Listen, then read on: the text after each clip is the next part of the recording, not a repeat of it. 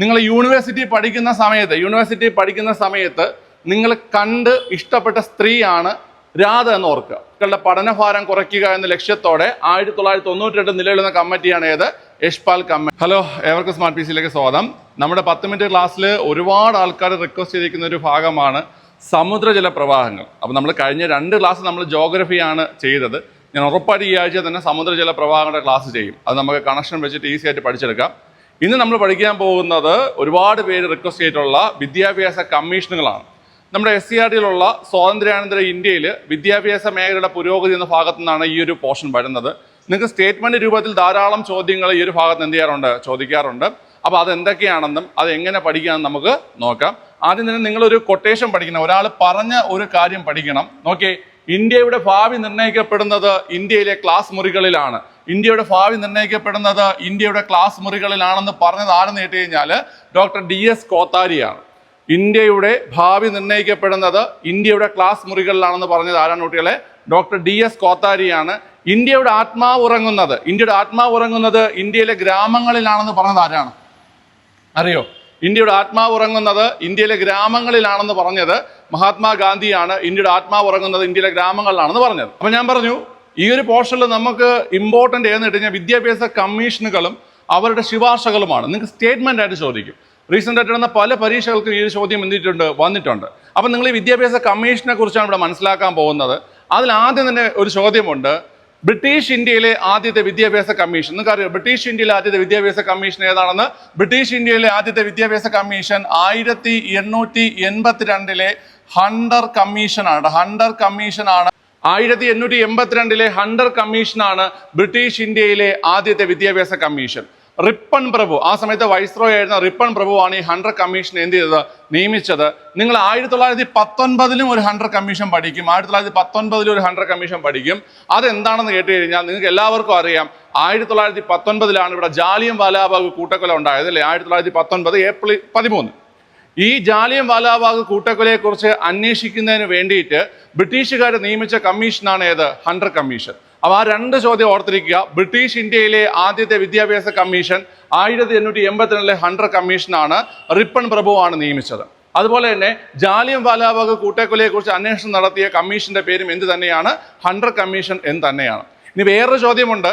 ജാലിയൻ വാലാബാഗ് കൂട്ടക്കൊലയെ കുറിച്ച് അന്വേഷിക്കുന്നതിനായിട്ട് INC നിയമിച്ച commission. INC നിയമിച്ച കമ്മീഷൻ ഏതെന്നറിയോ?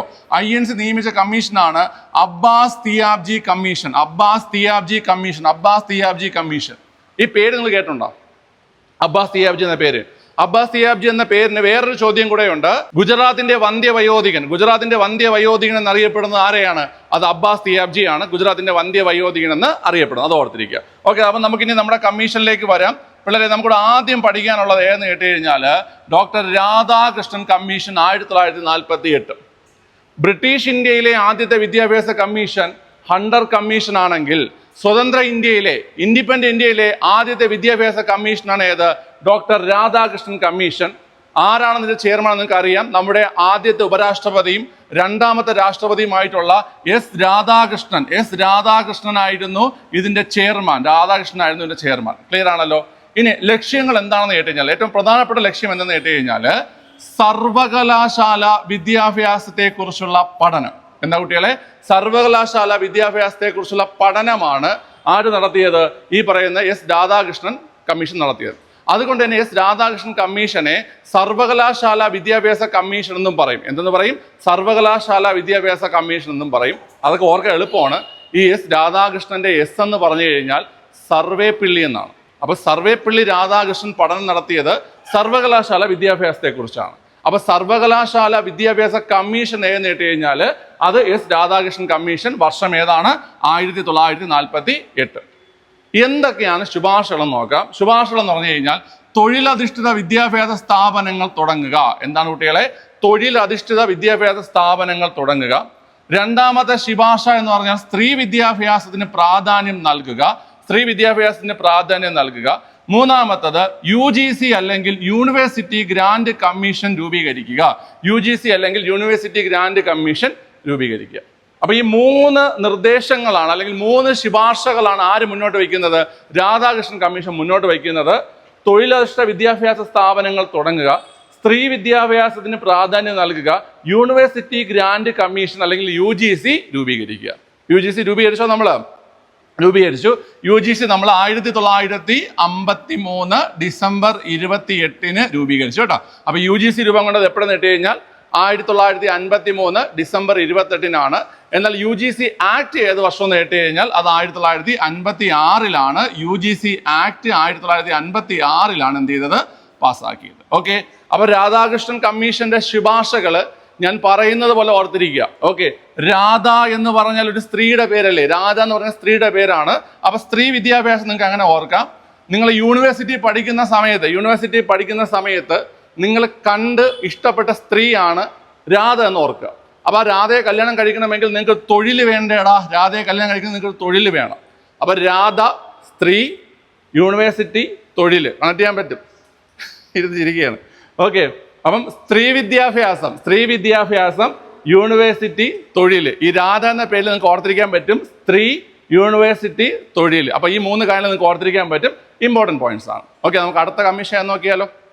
അടുത്ത് നമുക്ക് പഠിക്കാനുള്ളത് ഡോക്ടർ ലക്ഷ്മണസ്വാമി മുതലിയാർ കമ്മീഷൻ 1952 ലക്ഷ്മണസ്വാമി മുതലിയാർ കമ്മീഷനാണ്. അപ്പൊ അവിടെ തന്നെ ഒരു ഇമ്പോർട്ടൻറ്റ് ചോദ്യമുണ്ട്. ഏത് വർഷമാണ് Lakshmanaswami Mudaliar commission? 1952. Radhakrishnan commission 1948. Okay അല്ലേ?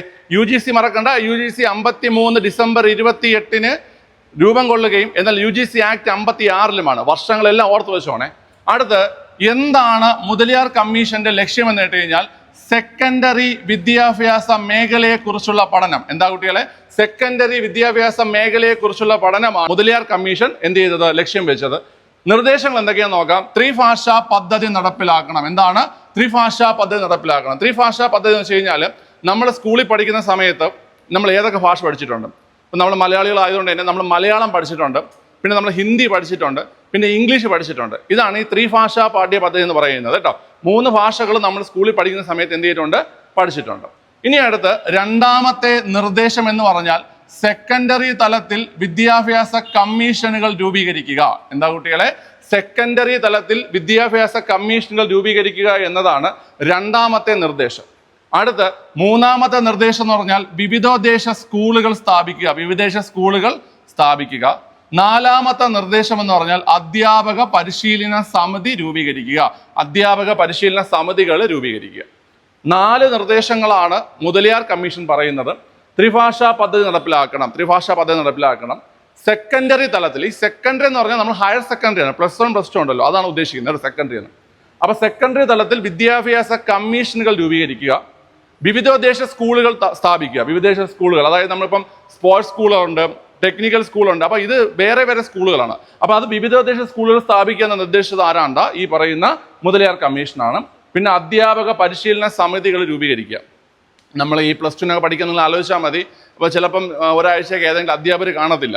അപ്പോൾ നമ്മൾ ചോദിക്കുമ്പോൾ പറയും ആ ടീച്ചർ ട്രെയിനിങ്ങിന് പോയിരിക്കുകയാണ്. അതായത് അധ്യാപകർക്കും എന്ത് ചെയ്യുന്നുണ്ട്? പരിശീലനം കൊടുക്കുന്നുണ്ട്. അപ്പോൾ അധ്യാപക പരിശീലന സമിതികൾ രൂപീകരിക്കുക എന്ന് പറഞ്ഞത് ഏത് കമ്മീഷനാണ് കുട്ടികളെ? അത് ഈ പറയുന്ന മുതലിയാർ കമ്മീഷനാണ്. ഓക്കെ, അപ്പോൾ മുതലിയാർ കമ്മീഷൻ 52 സെക്കൻഡറി വിദ്യാഭ്യാസ മേഖലയെക്കുറിച്ചുള്ള പഠനം, 4 നിർദ്ദേശങ്ങൾ, ത്രിഭാഷാ പാഠ്യ പദ്ധതി, സെക്കൻഡറി തലത്തിൽ വിദ്യാഭ്യാസ കമ്മീഷനുകൾ, വിവിധോദ്ദേശ സ്കൂളുകൾ, അധ്യാപക പരിശീലന സമിതികൾ രൂപീകരിക്കുക. അടുത്ത മൂന്നാമത്തത് കോത്താരി കമ്മീഷനാണ്. ഡോക്ടർ DS കോത്താരി ആയിരുന്നു അതിൻ്റെ ചെയർമാൻ. 1964 കോത്താരി കമ്മീഷൻ നിലവിൽ വന്നത്. വിദ്യാഭ്യാസത്തിൻ്റെ ദേശീയ മാതൃകയെ പറ്റിയുള്ള നിർദ്ദേശം നൽകുക. വിദ്യാഭ്യാസത്തിന്റെ ദേശീയ മാതൃകയെ പറ്റിയുള്ള നിർദ്ദേശം നൽകുക എന്നതായിരുന്നു കോത്താരി കമ്മീഷന്റെ പ്രധാന ലക്ഷ്യം. ഈ കോത്താരി കമ്മീഷനെയാണ് ഇന്ത്യയുടെ വിദ്യാഭ്യാസ കമ്മീഷൻ എന്നറിയപ്പെടുന്നത്. അപ്പൊ ഇന്ത്യയുടെ വിദ്യാഭ്യാസ കമ്മീഷൻ എന്നറിയപ്പെടുന്ന ഏതാണ് കുട്ടികളെ? കോത്താരി കമ്മീഷനാണ്. 3 പ്രധാനപ്പെട്ട നിർദ്ദേശങ്ങളാണ് കോത്താരി കമ്മീഷൻ മുന്നോട്ട് വെക്കുന്നത്. ഒന്നാമത്തത് 10+2+3 മാതൃകയിൽ വിദ്യാഭ്യാസം നടപ്പിലാക്കണം. എങ്ങനെ? 10+2+3 മാതൃകയിൽ വിദ്യാഭ്യാസം നടപ്പിലാക്കണം. നമ്മൾ 10 വർഷം സ്കൂളിൽ പഠിച്ചു, 2 വർഷം നമ്മൾ ഹയർ സെക്കൻഡറി പഠിച്ചു, 3 വർഷം കോളേജിൽ പഠിച്ചു. ഇതാണ് 10+2+3 പാഠ്യ പദ്ധതി. അപ്പൊ 10+2+3 മാതൃകയിൽ വിദ്യാഭ്യാസം നടപ്പിലാക്കണമെന്ന് ശുപാർശ ചെയ്താരാണ് കുട്ടികളെ? അത് കോത്താരി കമ്മീഷനാണ്. സെക്കൻഡറി തലത്തിൽ തൊഴിലധിഷ്ഠിത വിദ്യാഭ്യാസം നടപ്പിലാക്കണം എന്ന് പറഞ്ഞത് ആരാണ് കുട്ടികളെ? കോത്താരി കമ്മീഷനാണ്. സെക്കൻഡറി തലത്തിൽ വിദ്യാഭ്യാസ കമ്മീഷനുകൾ രൂപീകരിക്കുക, സെക്കൻഡറി തലത്തിൽ വിദ്യാഭ്യാസ കമ്മീഷനുകൾ രൂപീകരിക്കുക എന്ന് പറയുന്നത് അതാരാണ് കുട്ടികളെ? അത് മുതലിയാർ കമ്മീഷനാണ്. സെക്കൻഡറി തലത്തിൽ തൊഴിലക്ഷ വിദ്യാഭ്യാസം നടപ്പിലാക്കണമെന്ന് പറഞ്ഞത് ആരാണ്? കോത്താരി കമ്മീഷൻ. അതുപോലെ തന്നെ മൂല്യവിദ്യാഭ്യാസത്തിന് ഊന്നൽ നൽകണം, മൂല്യവിദ്യാഭ്യാസത്തിന് ഊന്നൽ നൽകണം. അപ്പൊ കോത്താരി കമ്മീഷന്റെ നിർദ്ദേശങ്ങൾ ഈ 3 കാര്യങ്ങളാണ്. 10+2+3 മാതൃകയിൽ വിദ്യാഭ്യാസം നടപ്പിലാക്കണം, സെക്കൻഡറി തലത്തിൽ തൊഴിലധിഷ്ഠ വിദ്യാഭ്യാസം നടപ്പിലാക്കണം, അതുപോലെ മൂല്യവിദ്യാഭ്യാസത്തിന് ഊന്നൽ നൽകണം. ക്ലിയർ ആണല്ലോ? അപ്പൊ ഇന്ത്യയുടെ ദേശീയ വിദ്യാഭ്യാസ കമ്മീഷൻ എന്നറിയപ്പെടുന്ന ഏതാണ്? അത് ഈ കോത്താരി കമ്മീഷനാണ്. അപ്പൊ ഞാൻ ഒന്നുകൂടെ 3 പ്രധാനപ്പെട്ട ചോദ്യങ്ങൾ പറഞ്ഞുതരാം. ഇന്ത്യയുടെ സർവകലാശാല വിദ്യാഭ്യാസ കമ്മീഷൻ അത് രാധാകൃഷ്ണൻ കമ്മീഷനാണ്. ഇന്ത്യയുടെ സെക്കൻഡറി വിദ്യാഭ്യാസ കമ്മീഷൻ അത് മുതലിയാർ കമ്മീഷനാണ്. അതുപോലെ ഇന്ത്യയുടെ വിദ്യാഭ്യാസ കമ്മീഷൻ എന്നറിയപ്പെടുന്നത് ഏതാണ്? കോത്താരി കമ്മീഷനാണ്. ഇനി ഒരു ചോദ്യം കൂടെ വരുന്നുണ്ട്. പ്രാഥമിക വിദ്യാഭ്യാസ കമ്മീഷൻ, പ്രാഥമിക വിദ്യാഭ്യാസ കമ്മീഷൻ, പ്രാഥമിക വിദ്യാഭ്യാസ കമ്മീഷൻ എന്നറിയപ്പെടുന്നത് 1992 യശ്പാൽ കമ്മിറ്റിയാണ്. 1992 യശ്പാൽ കമ്മിറ്റിയാണ് പ്രാഥമിക വിദ്യാഭ്യാസ കമ്മീഷൻ എന്നറിയപ്പെടുന്നത്. അതായത് കുട്ടികളുടെ പഠനഭാരം കുറയ്ക്കുക എന്ന ലക്ഷ്യത്തോടെ 1992 നിലവിലുള്ള കമ്മിറ്റിയാണ് ഏത്? യശ്പാൽ കമ്മിറ്റി. അപ്പൊ പ്രൈമറി എഡ്യൂക്കേഷൻ കമ്മീഷൻ ഏതെന്ന് കേട്ട് കഴിഞ്ഞാൽ 92 യശ്പാൽ കമ്മിറ്റിയാണ്. പഠിക്കുക എളുപ്പമാണ്. ഈ പ്രൈമറി വിദ്യാഭ്യാസത്തിന് പോകുന്ന കുട്ടികൾക്ക് പാലൊക്കെ കൊടുക്കത്തില്ലേ? പാലും മുട്ടയെ കൊടുക്കുന്നത് പ്രൈമറി വിദ്യാഭ്യാസ മേഖലയിൽ പഠിക്കുന്ന കുട്ടികൾക്കൊന്ന് കൊടുത്താൽ മതി. അല്ലെങ്കിൽ പ്രൈമറി വിദ്യാഭ്യാസത്തിന് പോകുന്ന കുട്ടികൾക്കാണ് പാലും മുട്ടയും കൊടുക്കുന്ന ഓർത്ത് വെച്ചിരുന്നാൽ മതി. ഓക്കെ ആണല്ലോ? അപ്പൊ പാല് പ്രൈമറി വിദ്യാഭ്യാസം 1992 യശ്പാൽ കമ്മിറ്റി. ക്ലിയർ ആണ്? ഓക്കെ. അപ്പൊ ഇത്രയാണ് പഠിച്ചത്. നോട്ട് ചെയ്ത് പഠിച്ചോണം. സ്റ്റേറ്റ്മെന്റ് രൂപത്തിൽ നിങ്ങൾക്ക് എന്ത് ചെയ്യും? അത് ചോദിക്കും. ഓക്കെ, നമുക്ക് അപ്പോൾ അടുത്തൊരു വീഡിയോയിൽ വീണ്ടും കാണാം.